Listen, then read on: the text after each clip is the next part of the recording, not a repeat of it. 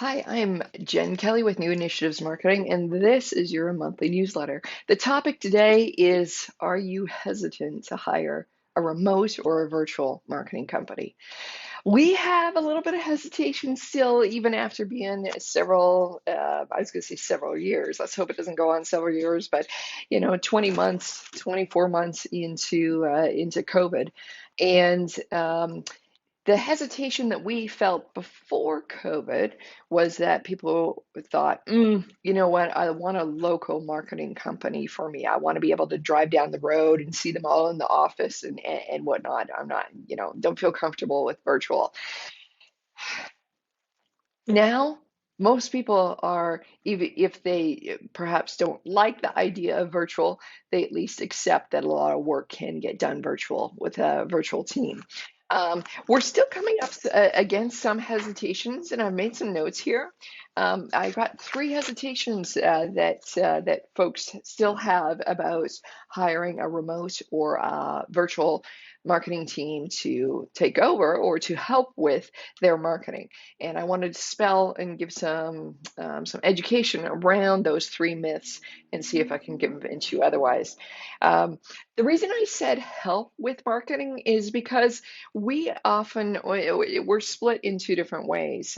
For some clients, we come in and we become their virtual team. We are their marketing team.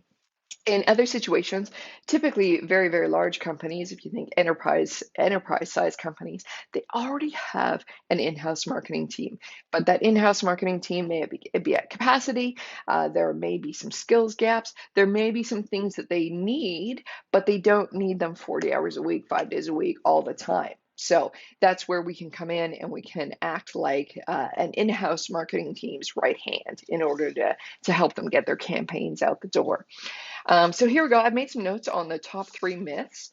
And myth number one is it's difficult to keep in touch with a remote agency. Myth number two is remote marketing agencies are less productive than in-house or local marketing agencies.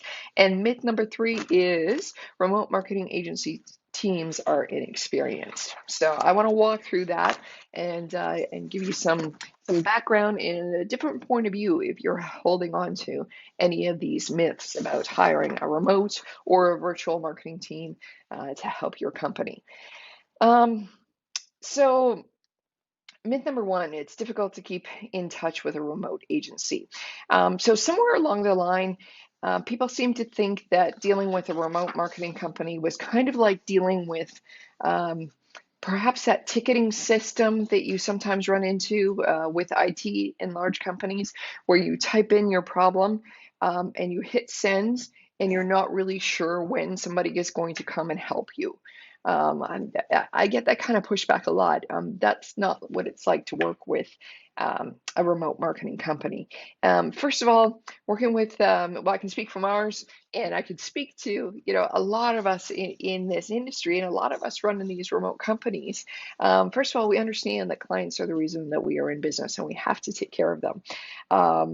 And typically what will happen as well is just because they're remote doesn't mean you can't ever see them or meet them. If they are in the same city as you, of course we can come and meet you. If you are in a different city or region or country, much like we operated pre-COVID, when safe to do so, we can get on a flight and come and meet you. We can be there for important events. We can be there for kickoff events. And we can meet in person. Just because we are remote or virtual doesn't mean that we never want to meet in person or that we don't value that in-person relationship building and meeting. So get that out of your mind. Um, the other thing is that even if you had a local marketing company, one that was just down the road or, 20 minutes, on the other side of the city, you wouldn't necessarily drive over to ask a question. You would pick up the phone, you would email, you would chat, you would message, you would contact them some other way. So even working with companies and suppliers within your own city, you're probably not driving over there to see the whole team every single day or every time you have a question. The same with the marketing company, that would be virtual. You would message us, you would email us, you would call us, depending on what kind of program or package that we're we're serving to you, there's going to be different levels of communication. With some of the more simple packages, we're going to be in touch once a week. We might be in touch once a month. We will return your call and your message when it comes in. With others, I joke about having really the bat for phone. So we are in high support mode to answer calls and questions and requests from you. So being remote doesn't mean you can't meet them. Being remote doesn't mean that you can never communicate with them. So, and it all goes back to the level of agreement, the package, the program, how it is that you negotiate your first contract with them in order to, what kind of level of service do you need? Do you want? Are we going to build in quarterly meetings face to face? We can absolutely do that. So just keep in mind that the idea of a company or a team being virtual or remote does not mean you can never ever see them. Myth number 2 was remote marketing agencies are less productive than in-house or local marketing agencies. This often comes up when folks seem to feel better if they see a team working. They can actually see them, heads down or in a meeting or working. They feel like if I can see you, I know you're working. If I can't see you, perhaps I don't know that you're getting my work done. So if you have that kind of hesitation, here's some things that can put you at rest. So at least with us, so the productivity that we have, we bring in a lot of different experts to help with your program. And what's so neat about being remote is that we can bring in experts or professionals from anywhere. We're not just limited from who is here, in this geographical location. So that can be really great for your project. You can get the best we can find, not just the best available locally. Other ways to put your mind at ease that work is actually being done. There's a couple of other ways we do that. One, with constant updates. So we're either updating clients weekly or monthly or quarterly, or sometimes, depending on the project, daily. So it depends what you have us working on with you, how often you get the updates. Another way that we have brought our clients closer in to see what it is that we're working on for them, and another way that has been helpful to get approvals is to bring them into our project management software. And those kind of things are like Basecamp or Teamwork or Monday or there's tons of others out there. But what that essentially means is you get a login and you come in and you basically see a dashboard of all the projects that we're working on for you. You see all the team members on there, you see all the tasks that they have to do, and as they are completing the tasks, you see the progress being made. So you can log in at any time and see, where are we at on this project, where are we at on that project. And you're able to, in some of these project management tools, leave comments, ask questions, that kind of thing. So you can have the real peace of mind knowing, oh, we've got these 10 people on the project. It's going like this. It's ahead of schedule, or it's on schedule, or it's behind schedule, in which case we would, have a conversation about that. But you can see where things are at. So that's a really neat opportunity when you work with a virtual company, that you can have really a bird's eye view into everything that we're doing for you. So hopefully that can make you feel like you can see what's going on with your projects and you can know that things are getting done. Myth number 3, remote marketing agencies and their teams are inexperienced. Now with this, there's a couple different things. So inexperienced at marketing, it could be inexperienced at running a business, could be inexperienced at running, a remote team.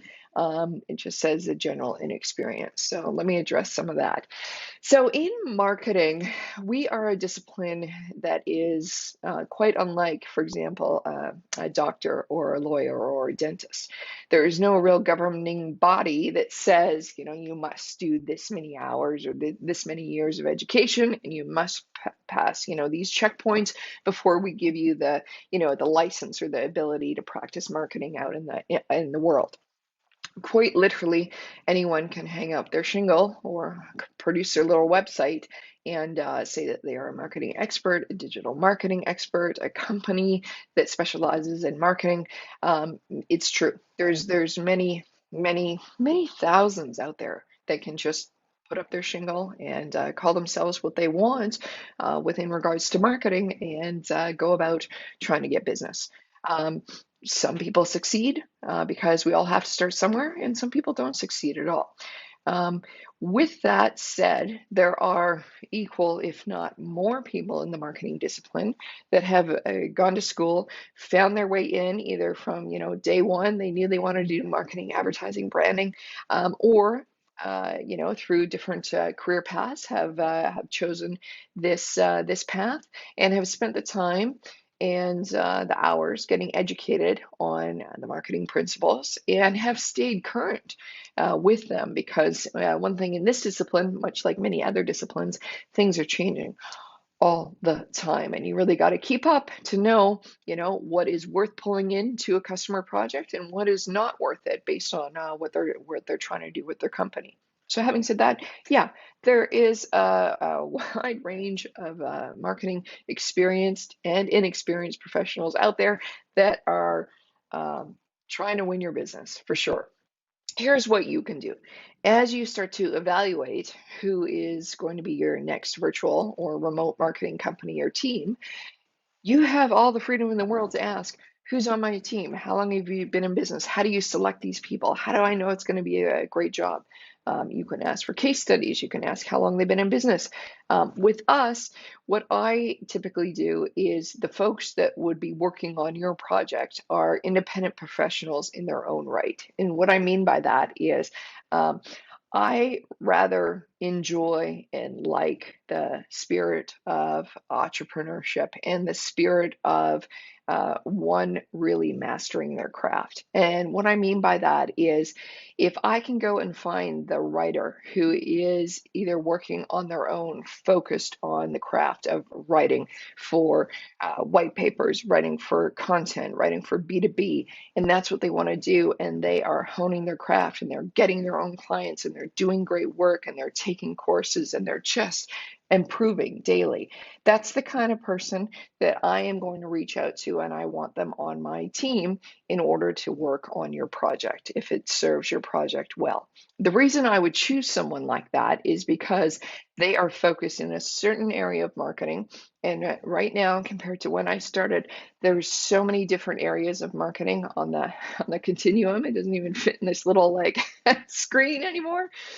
And there's the ability and the requirement to go so deep in those different areas that you really do need a symphony of experts helping you. I also very much like working with the professionals.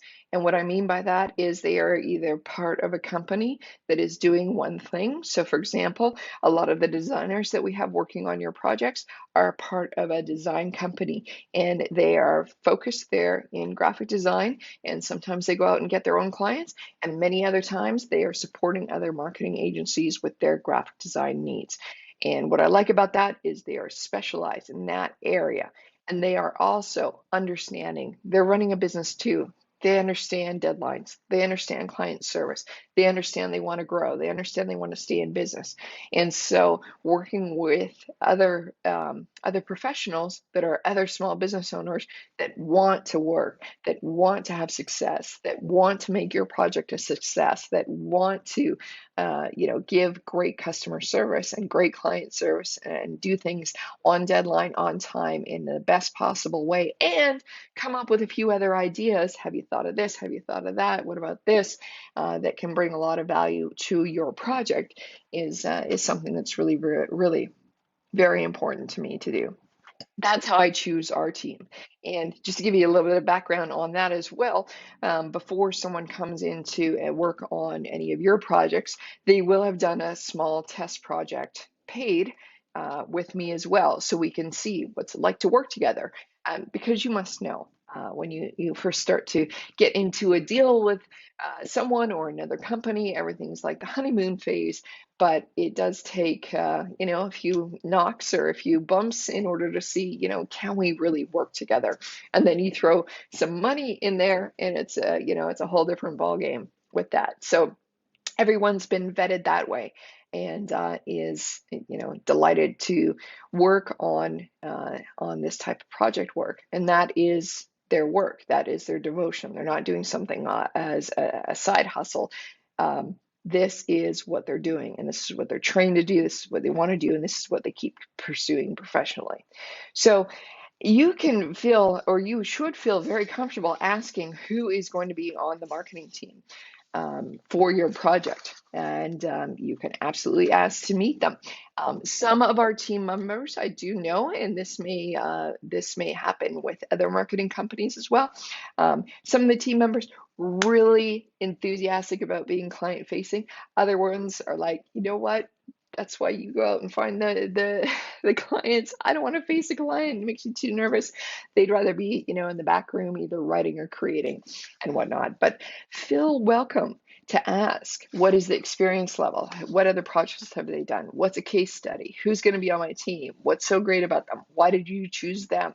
So feel comfortable asking about that, and know that there's a lot of companies out there that do have very experienced and very good marketing people that can be part of your virtual or remote marketing team.